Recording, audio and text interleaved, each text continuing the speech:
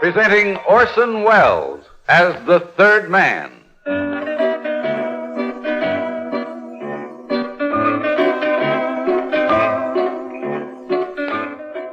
The Lives of Harry Lime. The fabulous stories of the immortal character originally created in the motion picture The Third Man, with zither music by Anton Korda.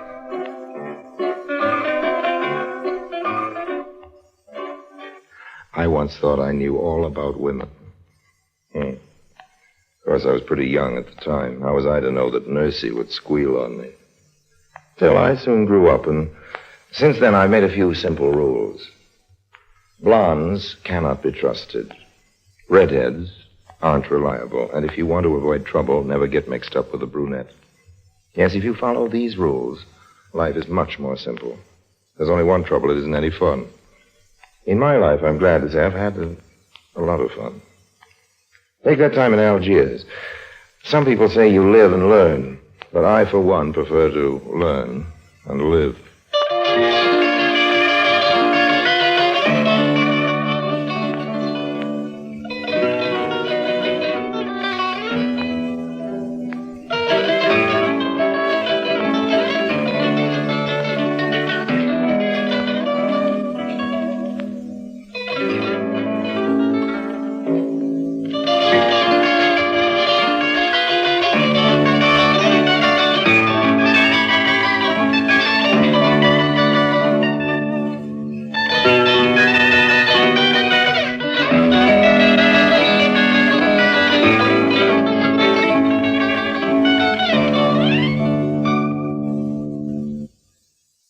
And now, Orson Welles as Harry Lime, the Third Man, in The Dark Enchantress.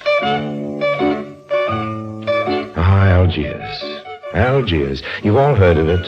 Algiers, the port of mystery and intrigue. Invaded by the Phoenicians, the Carthaginians, Romans, Vandals, the Byzantines, the Arabs, the Turks, the French, and Harry Lime. Algiers. Oh, yes, you've all heard about it. A city that is all things to all men. Algiers. The Indianapolis of North Africa. Then there's the Kasbah, made so popular some seasons ago by Mr. Charles Boyer. But jokes apart, there is a place there where tourists definitely aren't invited and where I'm welcomed, or at least permitted to enter. And it's called the Barbary Queen. Harry Lime, welcome back to the Kasbah. I've been saving your favorite table here for... How long is it? How long? Oh, too long, Tutu. I see the Barbary Queen hasn't changed. Same sights, same smells. Haven't your customers gone home since my last... Please, mon ami. It's not so much like the old days anymore. The Barbary Queen is becoming almost dull. Nothing ever happens.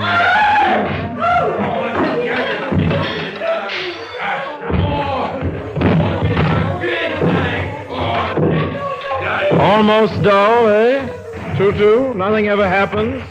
How many throats are slit on a night when things do happen? No, Lucien, these pigs are making me trouble. No, stop it. No.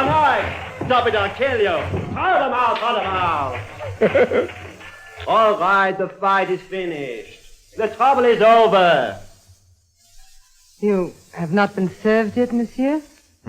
Tutu is wrong. It appears the trouble is just beginning. That depends on what you call trouble. May I join you? Allow me. Thank you. You haven't been to the Barbary Queen before? Not recently, not since you joined the staff. Ah, Magda, I'm glad you discovered my friend. This is Harry Lime. You treat him good. He's a fine man. I shall do my best, Tutu. Now, I send over 2 drinks on my house. Tutu's a busy little bee. You're friends with Tutu, and you're an American. Few Americans ever come here, and none of them are friends with Tutu. Oh, we aren't exactly bosom chums, Tutu and I, but we've been partners in a couple of deals. Oh, so that's it. I knew you must be valuable to him. And you, Magda?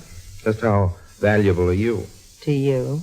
We'll take that up in a minute. What's your connection with Tutu? I sing. I entertain the customers. That's what it says on your passport. With your looks, you've got to have a couple of rackets. Maybe I can help. And you, Harry Lime, you're one of those men who profess to know women too well. Not me, honey. I profess to know nothing whatsoever about your sex. I just enjoy it. You know, Harry Lime, I'm a little sad for the years I didn't know you. Well, don't burst into tears, honey. Remember, to know me better is to like me less. Is that a warning? As you like. I like it very much. Here you are, Harry Lime, the refreshment. Just about time to do. Your Magda had me backed into a corner. Well, is she not the one? And Magda, after you finish the drink, another song, please, no? Of course, Tutu. But for now, just enjoy yourself. Now, what were we saying? I believe I was warning you about me. Oh, yes, and I was... Oh, Magda, I'm so glad I found you. I was scared to death. I thought perhaps you'd gone home or something. Susan. Say, the Barbary Queen is turning into a regular grab bag of surprises. Since when do high school girls cavort about in such a den of iniquity? You're an American. Did you think you were the only one? You don't have to be nasty about it. Susan, I thought I told you never to come to the Queen. Oh, but Magda, I wanted to hear you sing. You have no business in the Cosber at all. It's dangerous for tourists. Particularly for a young girl like you. Oh, it was all right, Magda. Nobody paid any attention to me. And I arrived here just in time to see the last of the fight. Wasn't it thrilling? You must leave, Susan. I can't give you any time tonight. As you see, I'm working. Go back to your hotel. I'll see you tomorrow. That's the way you want it. That's the way I want it. You're not angry. No, of course not. Go now, Susan. Like a good girl. All right, then. I hope I didn't cause you any trouble, Magda. Oh, these Americans. And try to be nice to them. Show them around. I'm an American. You? You're not an American or a European or anything. You're Harry Lime.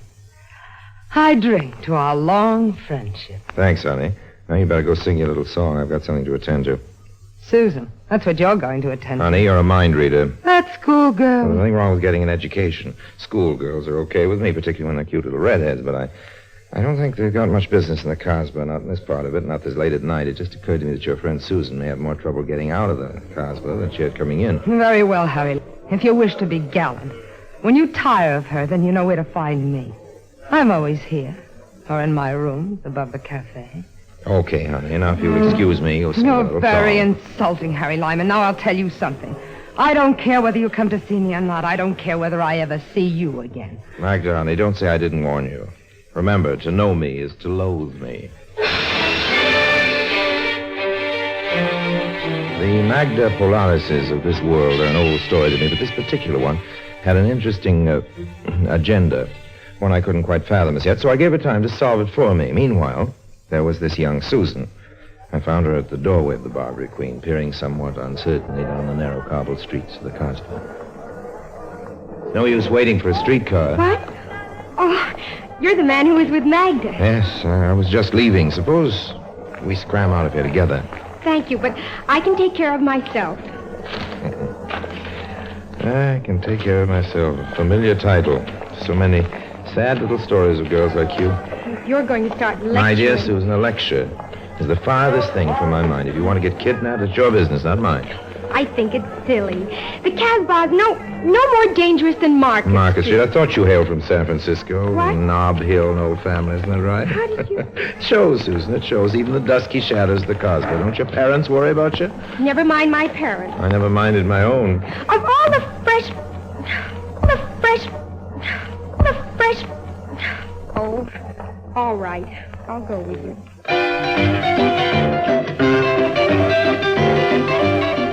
Okay, the routine wasn't sparkling, I know, but it worked.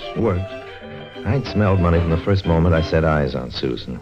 Well-known lime luck was in. Just how it would pay off, I had no idea, so I took Susan to the edge of the Cosmo, found a cab for her, and was just sending her off home to Mother when I noticed a bulky individual observing us a little too closely.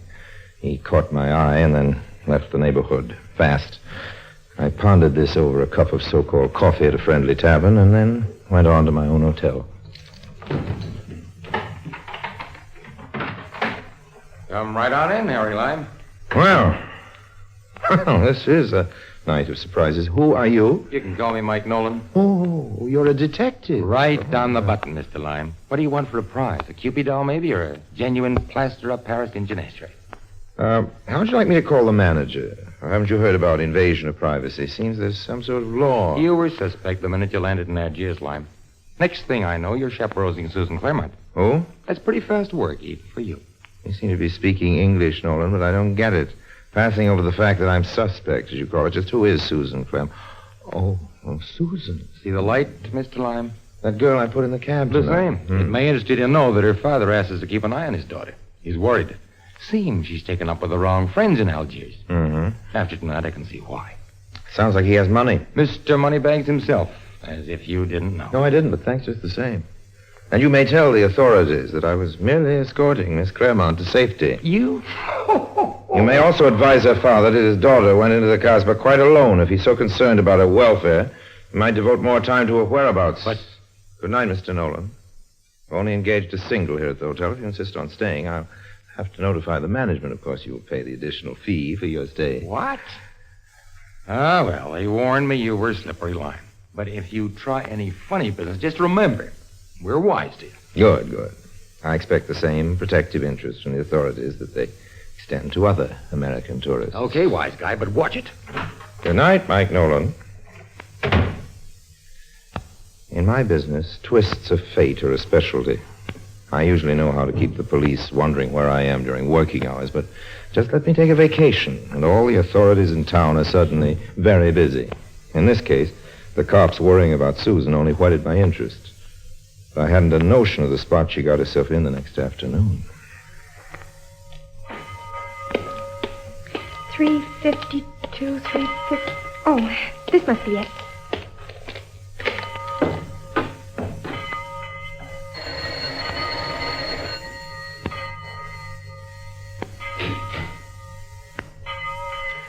Oui? Oh. That was a charming visitor. Oh, I must have the wrong address. I thought this is where Miss Polaris... But of course, you are Suzanne. Magda told me to expect you. Oh, then I am in the right place. Mais oui. Please come in, mademoiselle. Magda will be somewhat delayed, but she told me to amuse you. After all, she planned this rendezvous for us.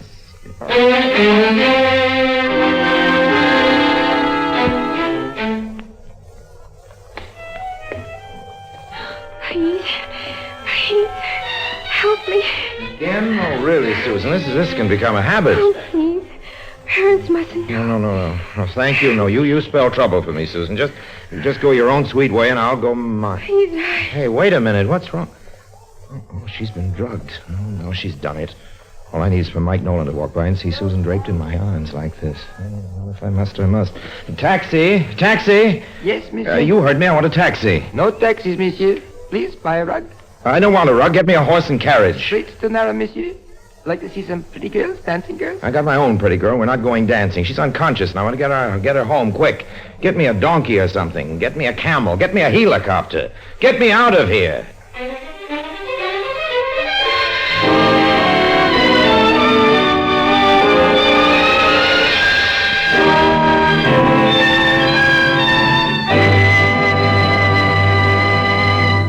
Orson Welles returns in just a moment as the third man.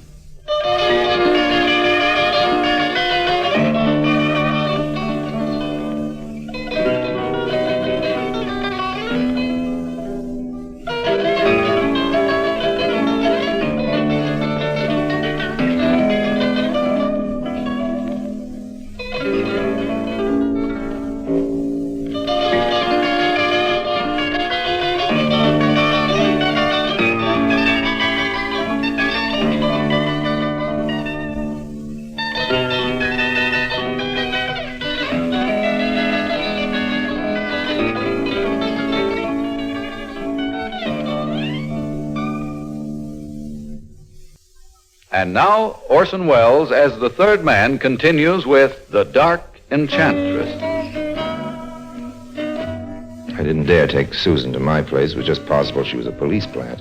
So I took her to the last place I ever thought Harry Lime would enter, the convent of the Little Sisters of Charity, just off the Casbah. The poor child. This is a terrible thing, Mr. Lime. Where am I? You are quite safe, my child. And you fainted, Susan. I brought you to this convent. But Charles. Charles? There is no one here by that name. Oh, what a fool I've been. Would you like to tell us just what happened, Susan? Oh, no, just leave me alone. Perhaps you should take this matter to the police, Mr. Oh, no, Lyon. no. I think her parents are the ones to judge that, sister. Oh, no, they mustn't know. I'll get the money from Dad somehow. Money? Come, my child. Tell us what happened. Nothing is so bad that a little understanding won't ease. I went to Magda's apartment to meet her, I thought. But he was there instead. He? He said his name was Charles Poncaire. He was very good looking, about my height and dark.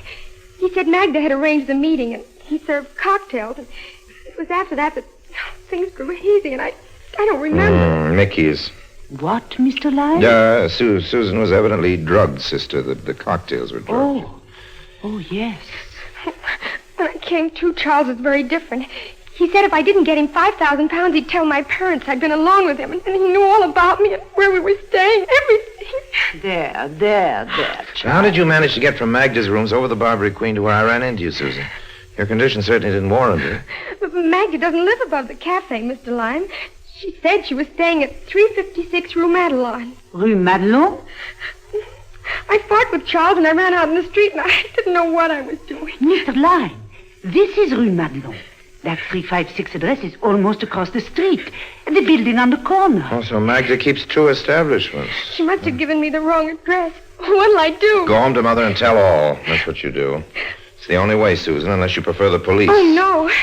You happened into an unscrupulous blackmailer, and the best way out of the trouble is to inform your parents what has happened and then leave the rest to me. Oh, you'd do that for me? I find I do have an Achilles heel, my dear.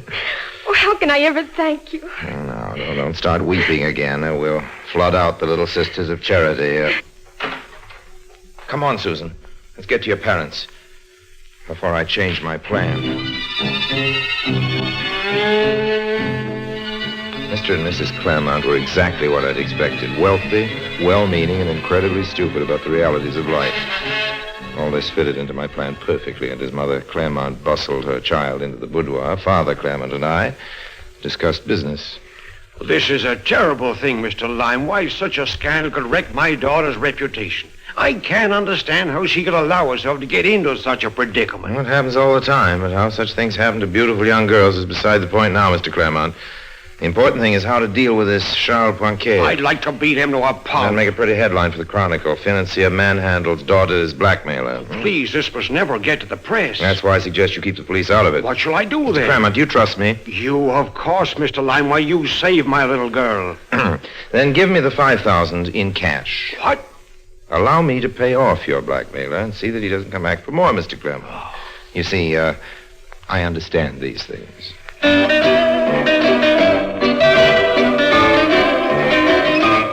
The pieces of the puzzle were dropping nicely into place.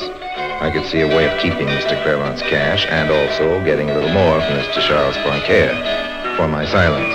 See, if you understand these things, there is a certain amount of honor among thieves. So went back to my hotel. Hadn't been any calls, had a quick bath, shaved.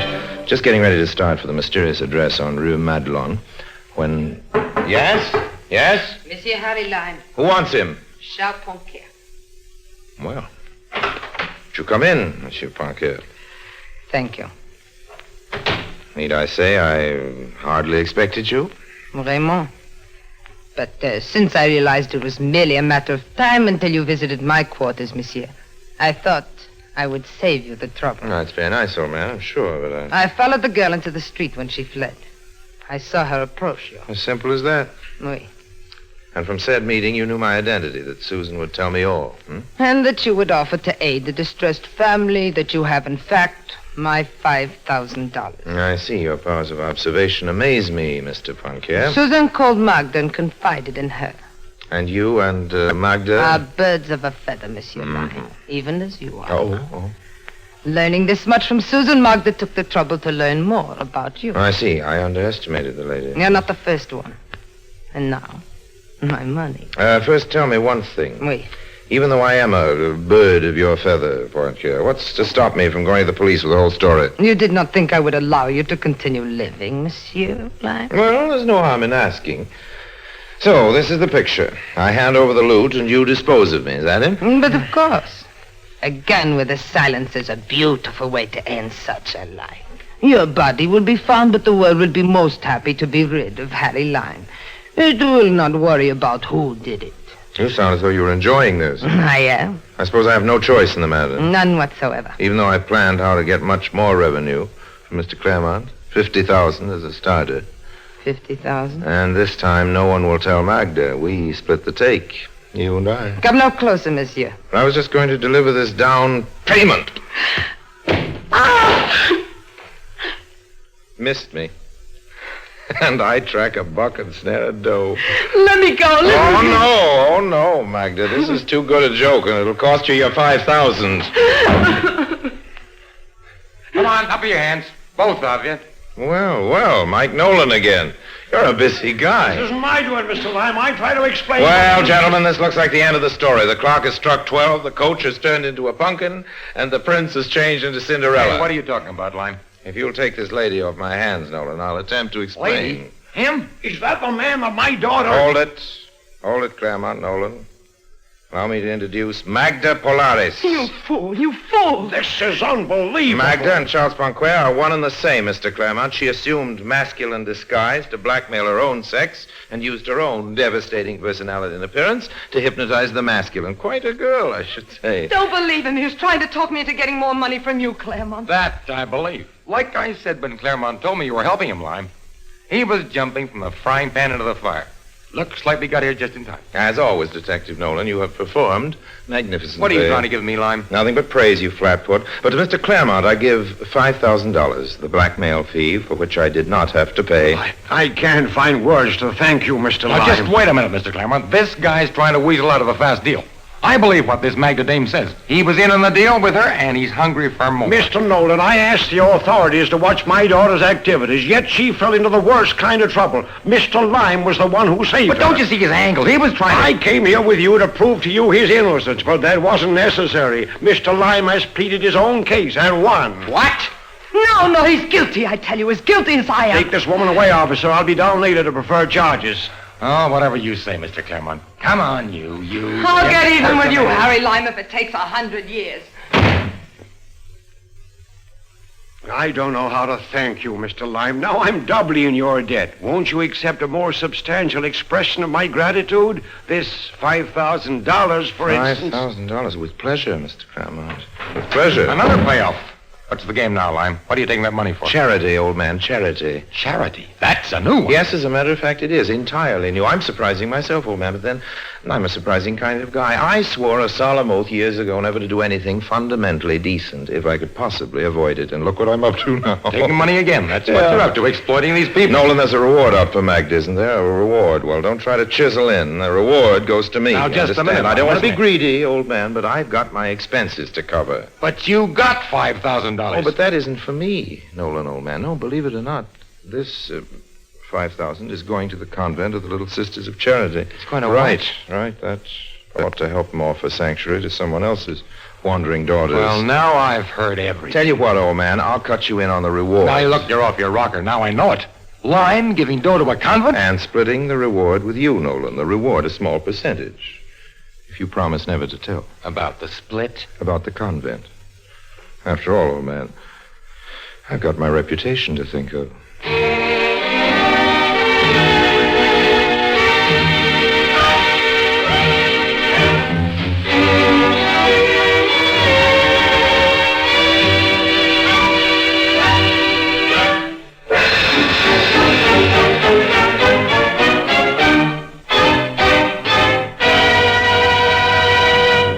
Harry Lime returns in just a moment.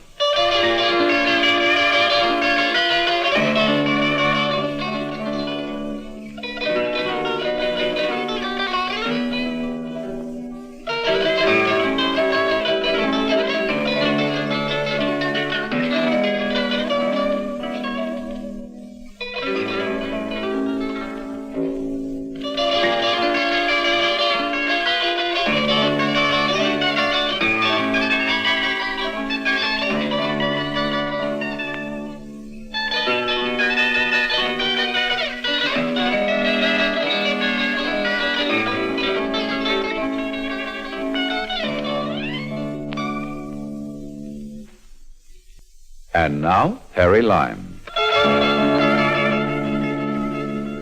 So now, friends, you know all. Harry Lime, who started his career by putting his hand in the poor box, slipped so far that he even gave some money to a convent. Believe me, I was so depressed after doing it, I got right out of town, took a tramp steamer that night. Funny thing, the name of the ship was the SS Polaris. Yeah. She had been a beautiful craft. Well. Heaven help the poor working girl. And so does Harry Lime.